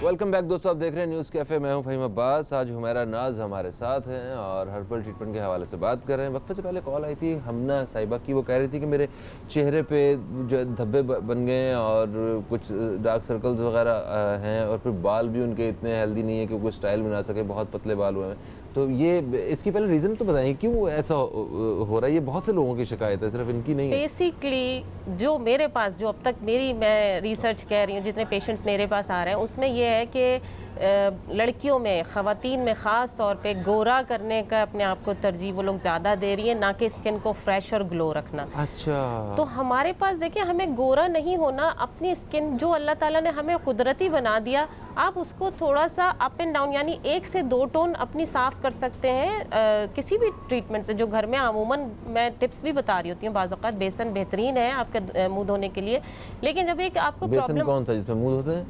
कोई भी बेसन आप सिंपल ले लें, अच्छा, उसमें आप दूध में मिला के बेसन लगा के आप उसी में मुंह धोना है, वो बेसन लगा के उसी बेसन में आके मुंह धोना है। ठीक है। तो उससे आप बेहतरीन आपका फेस हो सकता है। लेकिन अगर आपको एक ज़ाहिर है ट्रीटमेंट की ज़रूरत है, तो सबसे पहले तो देखिए मेरे एक नंबर्स चल रहे हैं, मैं यहाँ बैठ के आपको ये नहीं बोलूँगी हो सकता है आपकी स्किन ऑयली है, क्या है वो आप मुझे डिफ्रेंशिएट बताएं कि स्किन ऑयली है, नॉर्मल है, उस हिसाब से मैं ट्रीटमेंट दूंगी। ठीक है। अच्छा, आपने जैसे कहा कि बेसन जो है वो स्किन पे लगाया जा सकता है, तो उसके फ़वाइद हैं, मगर वो तो हैं कि आपको एहतियात करने के लिए और वैसे स्किन को फ्रेश रखने के लिए, साफ रखने के लिए। तो अगर ये स्किन जैसे इनकी मुतासिर हो चुकी है, इनके चेहरे पे धब्बे पड़ चुके हैं और वो डार्क सर्कल्स इनके हुए हैं, तो डार्क सर्कल्स का तो वैसे बहुत लोगों को इशू है, उसके बारे में क्या कहती हैं? डार्क सर्कल्स किसी चीज़ के लगाने से बहुत कम जाते हैं, लेकिन उसका दारोमदार सारा आपके हार्मोनल इश्यूज पे और आपकी नींद से होता है। ओके। और ये जो आजकल हम गैजेट्स यूज कर रहे होते हैं रात में लेट कर अंधेरे में, और बिल्कुल इतने नजदीक होता है, और उसके बाद वो गैजेट्स की जो भी रेज है वो आपके फेस पे भी, आप ये नहीं सोचे कि वो सिर्फ आंखों को नुकसान देंगी, लेकिन आपके फेस पे ऑल टुगेदर वो नुकसान दे रही होती है। तो कोशिश करें, वही बात है कि अपना लाइफ स्टाइल चेंज करें। उसके बाद थोड़ा सा अगर ट्रीटमेंट, मेरा एक ट्रीटमेंट है स्किन के हवाले से, वो एक्नी के हवाले से भी है, पिगमेंटेशन के हवाले से भी है। अच्छा। हम अपना एक बड मास्क देते हैं लगाने के लिए, लेकिन ये कोई ब्यूटी प्रोडक्ट नहीं है, ये आपका ट्रीटमेंट प्रोडक्ट है। तो ट्रीटमेंट्स में हम अपनी क्रीम देते हैं जो पिगमेंटेशन के लिए है, खाने के लिए मेडिसिन देते हैं जो मैंने जैसे कहा कि हार्मोनल इश्यूज होते हैं, तो वो ये मेडिसिन है लिवर डिटॉक्स जो आपके हाजमे को ठीक करती है, हार्मोन्स के इश्यूज को ठीक करती है, इवन लिवर से प्योर ब्लड बॉडी में सर्वाइव होता है इसके खाने से। जी, ये डिटॉक्स कर रहा है बेसिकली आपकी बॉडी को। तो ये साथ दिया जाता है, ये पूरा पैकेज होता है स्किन का। और ये ट्रीटमेंट आप देखें, अब आपके पास टाइम होता है कम से कम 3 महीने, ज़्यादा 6 से 8 महीने जब आपको इलाज कराना है। ये ना सोचें कि 14-15 दिन में आप गोरे हो जाएंगे या साफ़ हो जाएगा, क्योंकि इसमें किसी किस्म का कोई स्टेरॉइड नहीं है, टोटली हर्बल है। आपको थोड़ा रिजल्ट आने में टाइम ज़रूर लगेगा, लेकिन ये लॉन्ग लास्टिंग होगा। ऐसा नहीं है कि ये आपको जब दोबारा फिर शिकायत नहीं होगी, दोबारा शिकायत नहीं होगी आपको। अच्छा, कॉलर हमारे साथ है ना, शामिल करेंगे। अस्सलाम वालेकुम जी, कौन है हमारे साथ? हेलो, वालेकुम सलाम, मिसेस जफर बात कर रही हूँ। मिसेस जफर, हम आपको खुश आमदीद कहते हैं, क्या कहेंगी? मेरी बेटी असल में हम डॉक्टर हुमैरा की पेशेंट हैं। अच्छा। और मैंने इसीलिए कॉल की थी कि मैं बहुत परेशान थी, एलोपेशिया की पेशेंट है मेरी बेटी। अच्छा। और मैं बहुत डॉक्टर्स के पास गई हूँ, लेकिन बिल्कुल कोई फर्क नहीं पड़ा था, बल्कि हर एक ने मुझे जो है डिसअपॉइंटेड किया कि ये नहीं हो सकता है। एक रोज मैं इसी तरह टीवी प्रोग्राम देख रही थी और मैंने डॉक्टर हुमैरा का प्रोग्राम सुना और मैं इनके पास अपनी बेटी को लेके गई हूँ, और माशाल्लाह उसकी बहुत अच्छी रिकवरी होगी। माशाल्लाह माशाल्लाह, ये तो बहुत अच्छी बात है, बहुत शुक्रिया आपने कॉल किया। रेगुलर पेशेंट है, बहुत अच्छा माशाल्लाह इन्होंने इसका ट्रीटमेंट किया है, जिसकी वजह से मैं कहती हूँ कि लोगों को बहुत ज़्यादा जो है ना इनका देखना चाहिए, प्रोग्राम भी देखें और इनके पास जाएं भी। बहुत शुक्रिया आपका, बहुत शुक्रिया। देखिए माशाल्लाह कितनी खुश हैं ये। तो ये एलोपेशिया वो जो बाल झड़ होता है, जी वो हाँ, देख जो पैचेस बन जाते हैं पैचेस बन बालों जाते हैं, बाल उतर जाते हैं, तो उनका इलाज मुमकिन है? देखिए हमारे पास तो पेशेंट जब आता है जब वो बिल्कुल नाउम्मीद हो चुका होता है, सब मेरे कुछ ट्राई कर अक्सर चुका होता है। सब कुछ ट्राई कर चुका होता है। अब जैसे ये पेशेंट, मुझे पता है कि मैं भी थोड़ी देर पहले आपसे जिक्र भी कर रही थी इन्हीं का, इनकी कॉल आ गई। इनके साथ मसला ये था कि ये डॉक्टर्स के पास गए, डॉक्टर्स ने बिल्कुल होप से मना कर दिया, आपके बाल बच्ची के आएंगे ही नहीं, अब ये आपने स्टेरॉइड लगा लिया, इंजेक्शन दे दिया, अब इसके बाद कोई हल नहीं है, ये आखिरी स्टेज है। अब वो बेचारी इतनी नाउम्मीद हो गई और नाउम्मीद होकर मेरे पास आई। मैंने कहा देखें ट्राई करते हैं। मैंने ये नहीं कहा कि ये मैं हूँ 100% और मैं ही ये काम कर दूंगी। मैंने कहा एक आपने इतने सारे ट्राई किए, एक ट्राई करके देखते हैं। और माशाल्लाह मेरे ख्याल से 1 मंथ के अंदर ही रिकवर इस बच्ची का शुरू हो गया। अच्छा। और उस दिन से आज दिन तक, ये मेरे ख्याल से 1 साल हो गया ये मेरी पेशेंट है। इस बच्ची के तमाम पीछे से बैक के बाल बिल्कुल ख़त्म हो चुके थे और 1 साल तक ये बच्ची अभी भी मेरे साथ है। ये थोड़ा सा यहाँ से इसका ये एक पैच रह गया, वो भी बहुत मामूली सा। तो अल्हम्दुलिल्लाह इन्होंने मुझ पे ट्रस्ट किया, एक मुझे टाइम दिया और उसके बाद अल्लाह ताला ने इनको शिफा दी। मैं अपनी दवाइयों में मैं कोई बड़ी बात नहीं करती कि मेरे पास कुछ है, ये अल्लाह ने शिफा दी है। आप ये सोचें कि अगर आप तवक्कल करके कोई चीज़ खा रहे हैं, दवाई या ट्रीटमेंट ले रहे हैं, अल्लाह ताला ज़रूर आपको उस इलाज का हल देगा। बिल्कुल सही। अच्छा, एक और सवाल भी था, वो जो पहले जो कॉलर थी हमना, उन्होंने कहा था उनके बाल बहुत पतले हो गए हैं, कोई हेयर स्टाइल नहीं बनता उनका।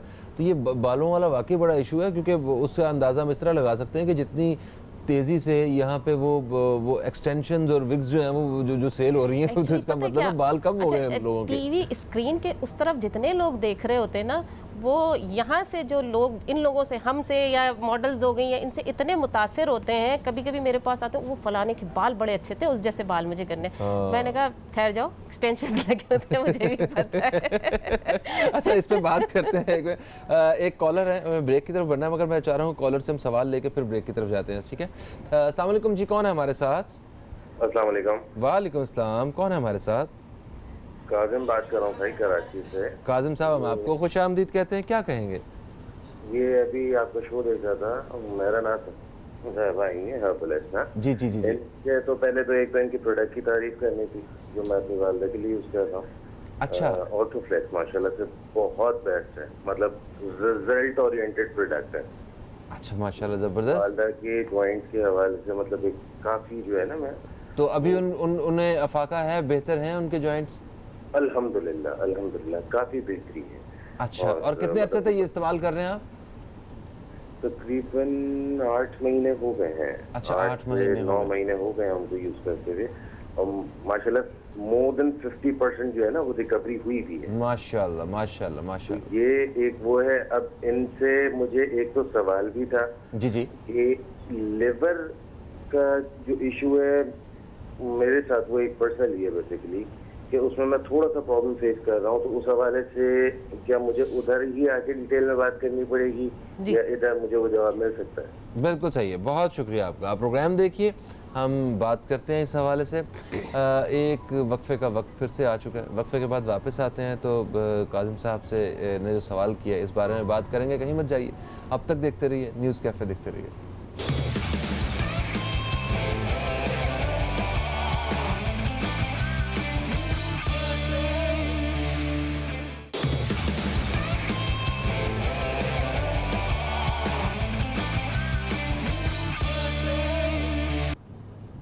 Welcome back. अब देख रहे हैं न्यूज़ कैफ़े, मैं हूं फ़हीम अब्बास और हर्बल ट्रीटमेंट के हवाले से बात कर रहे हैं। हुमैरा नाज हमारे साथ हैं आज, और वक्फे से पहले कॉलर हमारे साथ थे। उन्होंने सवाल किया, उन्होंने ये कहा था कि वो अपनी वालदा के लिए घुटनों के दर्द के लिए इस्तेमाल कर रहे थे ये ऑर्थोफ्लेक्स। हाँ, तो काफ़ी अफाका है उन्हें, 7-8 महीने से कर रहे हैं और 50% से ज़्यादा वो रिकवर कर चुके हैं। That's really great.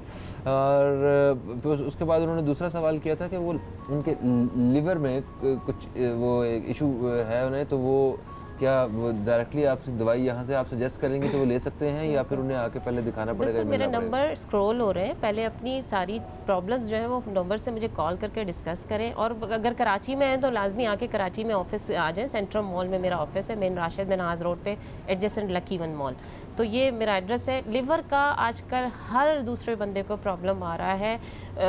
सबसे बड़ी बात तो मैं तो मेरे ख्याल से 6-7 साल या 8 साल तो हो गए चिकन को मैंने कहा थोड़ा सा अवॉइड करें। चिकन खाने की वजह से ये सारे प्रॉब्लम्स क्रिएट हो रहे हैं बहुत ज़्यादा। मैं कहती हूँ किसी चीज़ की ज़्यादती मत करें, आप खाएं नॉर्मली जाके। अब तो हमें परचेजिंग का भी तरीका आ गया है, छोटी चिकन जाके आप खुद सामने कटवाएं, फ्रेश लीजिए, फिर उसके बाद उसको इतना पका ऐसा कर लें कि वो मतलब उसके जर्म्स सब खत्म हो जाए। लेकिन मैं फिर भी मैं तो चिकन फिर भी वो देखें उसकी फीड ही एक फीड ही आपकी ऐसी फीड थोड़ा खाते हैं जब जानवर।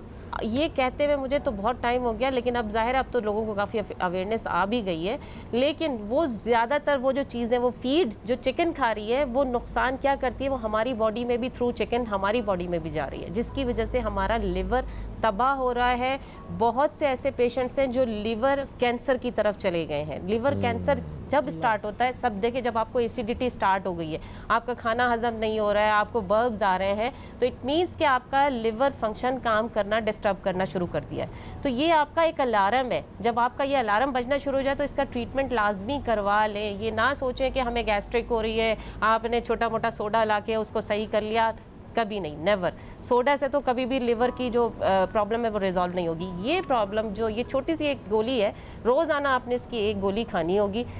इवन मेरे पास हेपेटाइटिस सी के जो पेशेंट्स जिन्होंने अपनी ट्रीटमेंट करवा लिए थे, उनका लिवर फंक्शन फास्ट करने के लिए मैंने उनको ये सजेशंस दी थी कि आप ये खाएं, और अल्हम्दुलिल्लाह इसके खाने से अब उनका ब्लड बनना भी शुरू हो गया है, जो चढ़ता था कुछ पेशेंट्स का।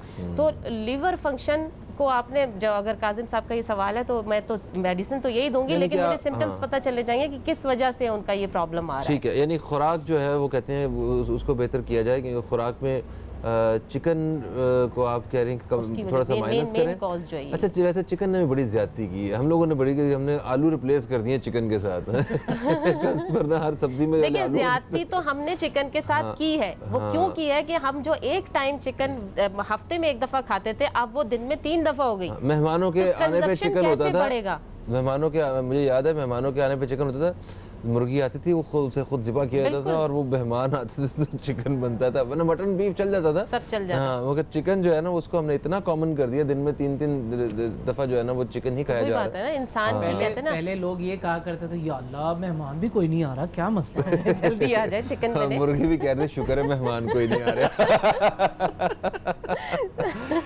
कॉलर हमारे साथ है, शामिल करेंगे। अस्सलाम वालेकुम जी, कौन है हमारे साथ? जाहिद बोलो कराची से। कौन बोल रहे हैं? जाहिद जाहिद। अच्छा, आपको खुश आमदीद कहते हैं जाहिद साहब, क्या कहेंगे? सर जी, वो मेरी बच्ची का मसला बड़ा पुराना, ये जो मतलब एपिलेप्सी के इसके ये मिर्गी कहते हैं, जो भी इसके सेट्स पड़ते हैं 5-10 मिनट के पड़ते हैं, लेकिन वो खतरनाक होते हैं सर। बहुत बड़ा इलाज करा रहा हूँ मैंने, एपिलेप्सी दवाइयाँ भी, बल्कि सीजोनिल, एपीवल, ये कंट्री इस्तेमाल कर रहा हूँ, टैगरॉल, लेकिन जो है कोई फायदा नहीं हो रहा सर। ठीक है, ठीक है, आप प्रोग्राम देखिए, हम अभी बात करते हैं इस हवाले से। बहुत शुक्रिया। ये मिर्गी, इसका भी क्या इलाज मौजूद है हर्बल ट्रीटमेंट में? देखिए हर्बल ट्रीटमेंट में मिर्गी का वैसे तो अभी तक कोई इलाज मुमकिन नहीं हो सका, लेकिन कुछ इलाज ऐसे तो जो मैं बता देती हूँ एक सदका जारिया के तौर पे। मैं इस मेडिसिन को साथ लेके चलती हूँ क्योंकि ये ब्लड बनाती है। मेरे पास एपिलेप्सी के इस वक्त तक मेरे ख्याल से कराची में जो है वो 2 या 3 पेशेंट्स हैं जिनको मैं लेकर चल रही हूँ, और अल्हम्दुलिल्लाह, क्योंकि टाइम लगता है ये चीज़ को थोड़ा, मैं ये नहीं कहती कि मेरे पास इसका इलाज है, मैंने जो रिसर्च की है उस हिसाब से ब्लड बनाने में ये दवाई है। साथ में मैं आपको कहूँगी कहीं से आप लेकर आइए ओरिजिनल गाय का घी, गाय के दूध का होना चाहिए, भैंस का नहीं। गाय का दूध का घी निकला हुआ हो, वो आपने रोज़ाना किसी बॉटल में रखते हैं, जो ड्रॉपर बॉटल होती है, उसमें मेल्ट करके एक ड्रॉप नाक में डाल के सो जाए। ये क्यों होता है? देखें, ये क्लॉट्स होते हैं जो दिमाग की तरफ होता है, और आपकी जब रवानी ब्लड की नहीं हो रही होती है तो आपको ये दौरा पड़ता है उस वक्त।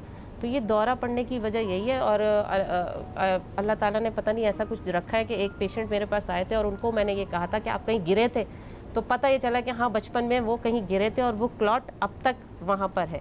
उस क्लॉट को अल्लाह ने देखें शिफा किसी चीज़ में भी रखी। ये जो मैंने घी का बताया है, ये एक रिसर्च मैंने पढ़ी है, और इसका यही इलाज है कि आपका ये घी अंदर जाता है और वो उसको लुब्रिकेंट करके उस क्लॉट को थोड़ा थोड़ा करके खोलना शुरू करता है। तो ये एक इलाज तो नहीं कहूँगी, एक टिप है, ये कर सकते हैं। बाकी अगर ये आना चाहें मेरे आ जाएँ, क्लिनिक पे आ जाएं, कोई नुकसान नहीं है। ये लुब्रिकेशन के लिए बस। अच्छा, लुब्रिकेशन ये साइनस के पेशेंट भी कर सकते हैं। जिन लोगों को अच्छा। साइनस रहता है वो भी ये कर सकते हैं कि एक एक ड्रॉप आप नाक में हम सरसों का तेल लगाते रहे हैं, ऐसा कुछ नहीं है, सर्दियों में खुश्क हो जाती है, तो इससे दिमाग की खुश्की का ताल्लुक है, दिमाग की खुश्की भी सही होती है और क्लॉट्स आहिस्ता आहिस्ता, मैंने इसीलिए कहा है गाय का दूध का घी होना चाहिए। बिल्कुल सही। कॉलर हमारे साथ है, शामिल करेंगे हमें। अस्सलाम वालेकुम जी, कौन है हमारे साथ?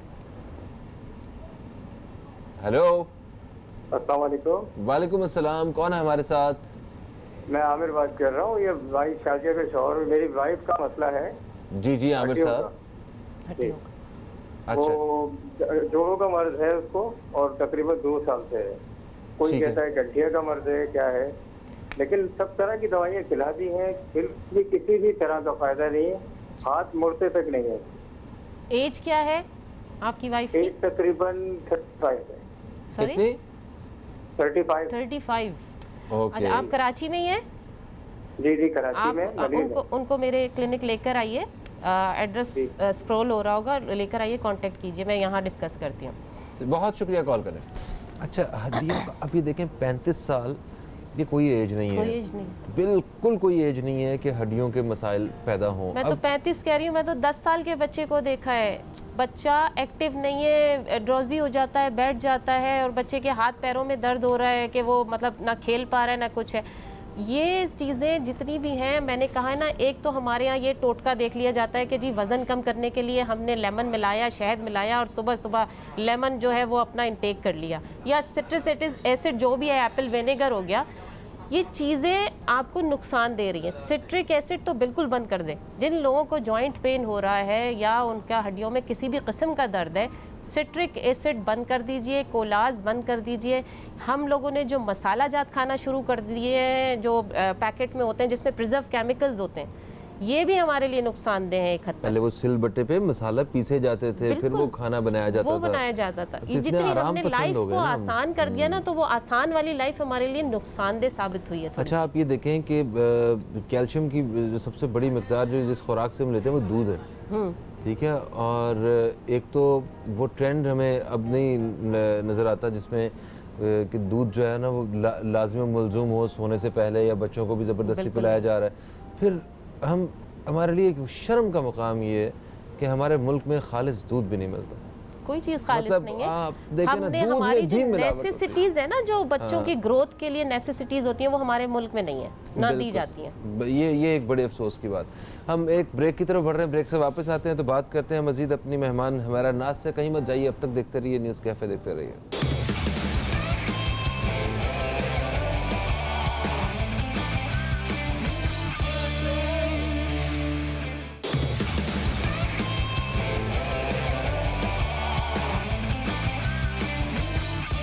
वेलकम बैक दोस्तों, आप देख रहे हैं न्यूज़ कैफ़े, मैं हूं फ़हीम अब्बास। अच्छा जी, वक्फे से पहले हमारे साथ एक कॉलर थे, उन्होंने सवाल किया था, मेरे ख्याल जॉइंट्स के जॉइंट्स के बारे में पूछना चाहते हो, क्या कहेंगे आप? देखिए, 35 एज कुछ भी नहीं होती है। ज़ाहिर है ये जो जॉइंट्स के पेन अभी से स्टार्ट हो गए हैं, और ख़वातीन में एक प्रोसेस होता है जब आपका कैल्शियम ख़त्म होना शुरू हो जाता है बॉडी में, तो उसको ऑस्टियोपोरोसिस कहते हैं।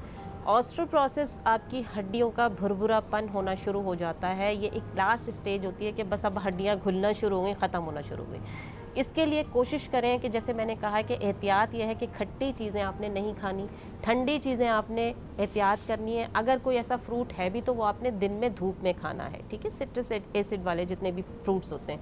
और साथ में देखें, अब उनका मसला क्या है, उनका कैल्शियम ख़त्म हो रहा है और लुब्रिकेंट जितने भी थे, उन्होंने कहा कि उनके ये इस तरह भी हाथ नहीं हो रहे, हाथ भी नहीं मोड़ नहीं सकती हैं। तो क्या है कि लुब्रिकेंट इतनी ख़त्म हो रहा है, जा रहा है बॉडी का, तो वो अर्थराइटिस की तरफ जा रहे हैं। वो जॉइंट पेन नहीं है, वो अर्थराइटिस की तरफ, जिसमें अभी तो हाथ नहीं मुड़ रहे हैं, उसके बाद उंगलियां टेढ़ी होना शुरू हो जाती हैं बॉडी की। तो कोशिश करें कि सबसे पहले तो आप एक तो ये दवाई में बता रही हूँ कि ये आपने लेना है, साथ साथ आपने खाने में क्या चीज़ें लेनी है। माश की दाल जिसमें लेस होता है, अरवी जिसमें लेस होता है, ये खानी है, ये खाना है साथ, और भिंडी जिसमें लेस होता है। लेस वाली सब्जियां, बकरे का या बड़े का तो नहीं, मैं बकरे का ही कहूँगी, हड्डी गुड्डी का सालन बनता है। ये लेस वाली चीज़ें अब आप इस्तेमाल करना शुरू कर दें। ये मैं सीरियसली बता रही हूँ, ये मेरे साथ प्रॉब्लम हो चुका है। आज से 10-12 साल पुरानी बात बता रही हूँ। मुझे किसी ने कहा था कि आपको अर्थराइटिस स्टार्ट हो चुका है। मुझे डॉक्टर सलमान है, इसमें लियाकत में होते हैं, उन्होंने मुझे कहा था। जब स्टार्ट मुझे पता चला, मैंने तो ज़ाहिर है मैं तो एक हर्बलिस्ट हूँ, मुझे पता है कि मुझे क्या करना है, मैंने लेस वाली तमाम चीज़ें खाना शुरू कर दी। वो मैंने अपनी लाइफ का हिस्सा बना दिया। साल भर मैंने इस तरह किया है और यकीन करें कहाँ अर्थराइटिस किधर गया। हालांकि सब कहते हैं कि जी दवाइयाँ खानी पड़ती हैं, सारी ज़िंदगी ये हो जाएगा, कुछ नहीं। अच्छा, वैसे भी हमारी जो फिज़िकल एक्टिविटीज़ हैं वो बड़ी कम हो चुकी हुई हैं। जैसे कोई वॉक करना हम मुनासिब नहीं समझते हैं।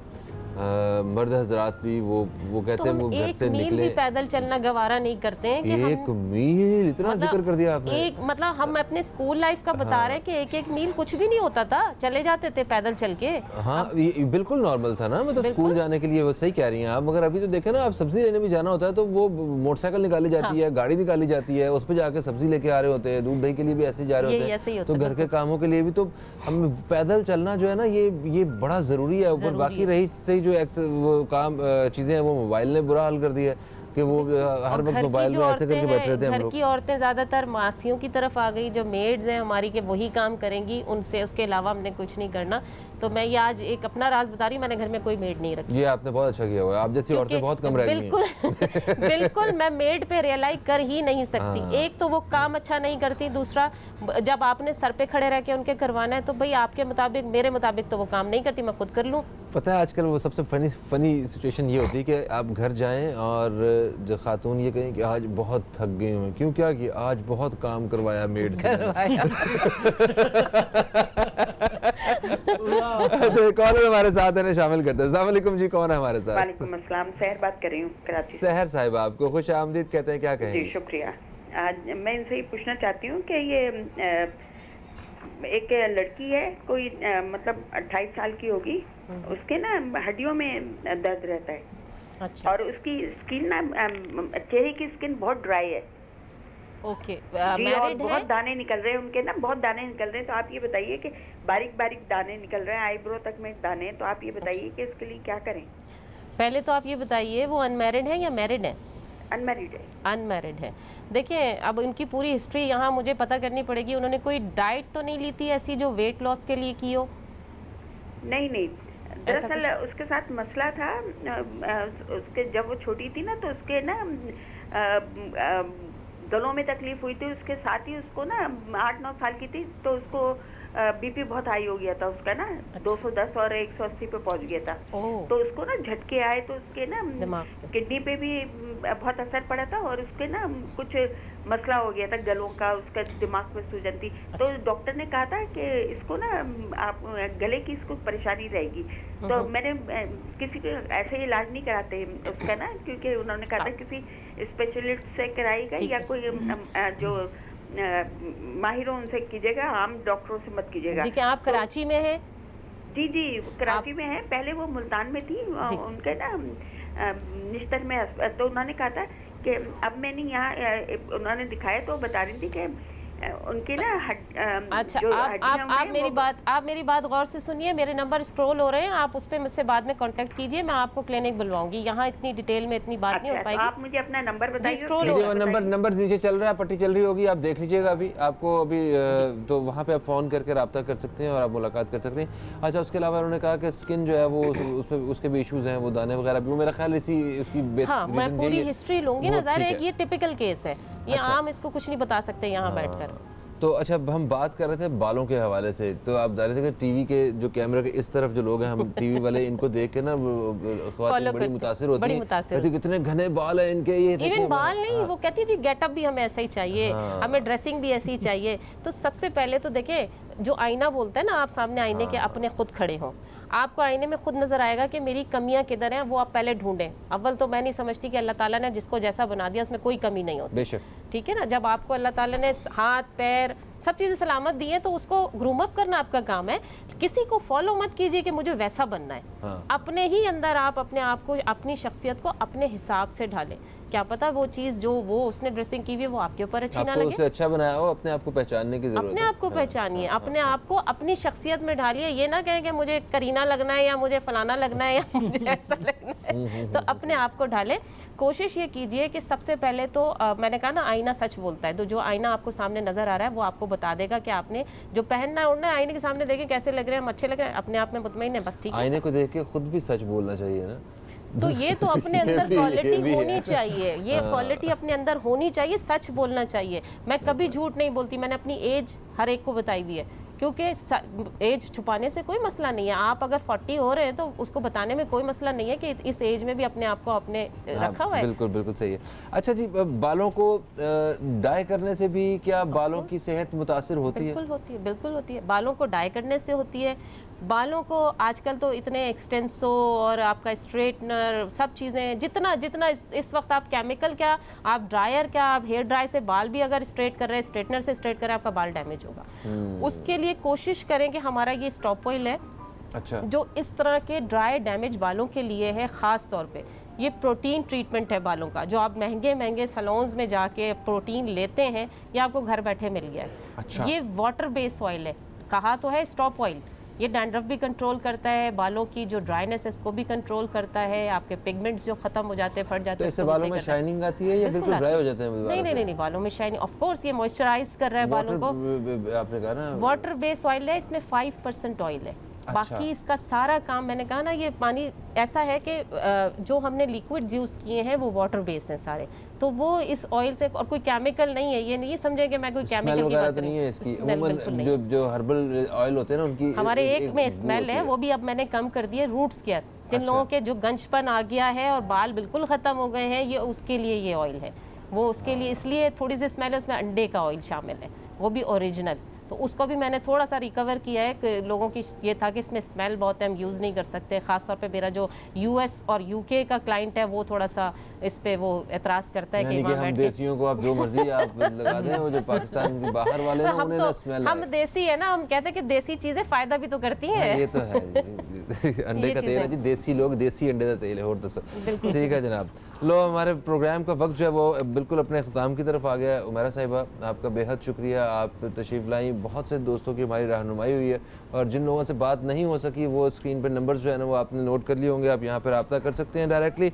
और जनाब, प्रोग्राम का वक्त अपने अख्ताम की तरफ है। इंशाअल्लाह आपसे अब पीर के रोज़ दोबारा मुलाकात होगी। तब तक के लिए मुझे, फ़हीम अब्बास को, फुरकान बॉबी को और न्यूज़ कैफ़े टीम को दें आप इजाज़त। खुदा हाफिज़। पाकिस्तान जिंदाबाद।